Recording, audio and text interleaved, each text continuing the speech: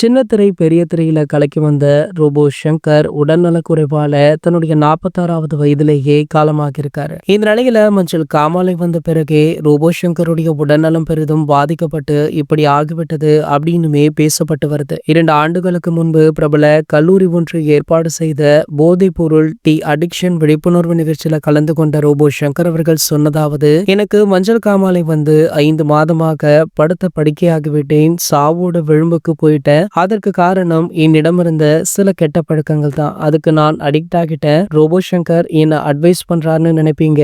ஆனா அட்வைஸ் செய்தால் தான் அது நீங்க ஏத்துக்கும் இடத்துல நான் இப்போ இருக்கேன். கண்டிப்பாக நான் ஒரு பெரிய உதாரணமாக இருப்பேன். தற்கொலை செய்யும் அளவிற்கு ஆகிட்டேன். கடந்த ஜனவரி மாதம் வாழ்க்கையே வெறுத்து என்னால் அந்த பழக்கம் வழக்கம் இல்லாமல் இருக்கவே முடியல.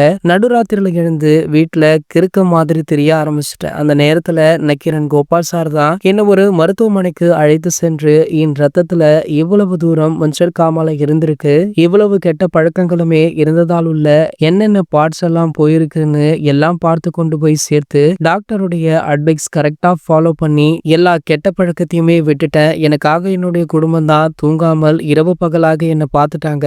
நல்ல நண்பர்கள் பிரார்த்தனையுமே பண்ணாங்க. அதனாலதான் நான் உடல்நலம் தேறி மீண்டும் வந்தேன் அப்படின்னு சொல்லியிருந்தாரு. சோ ரோபோ சங்கர் அவர்கள் அதிகமாக மது அருந்தக்கூடியவர். இவரே பல பேட்டிகள்ல இதனை வெளிப்படையாகவும் சொல்லியிருப்பாரு. சோ அப்போது பாத்தீங்கன்னா சூப்பர் ஸ்டார் ரஜினிகாந்த் அவர்கள் கூட ரோபோ சங்கர் அவர்களுக்கு பல அட்வைஸ்களை கொடுத்திருக்காரு. சோ அதனையுமே அவர் ஃபாலோ பண்ணிருக்கார். சோ காரணம் என்ன அப்படின்னு பாத்தீங்கன்னா சூப்பர் ஸ்டாருமே ஒரு காலத்துல அதிகமாக மது அருந்த கூடியவர். அவருமே பல மேடைகள்ல இதனை வெளிப்படையாக சொல்லியிருக்காரு. சோ இப்படி ரோபோ அவர்களுடைய உயிர் பெருந்ததால சூப்பர் ஸ்டார் அவர்கள் பாத்தீங்கன்னா ரோபோ அவர்களுக்கு ஆழ்ந்த இரங்கலை தெரிவிச்சிருக்காரு.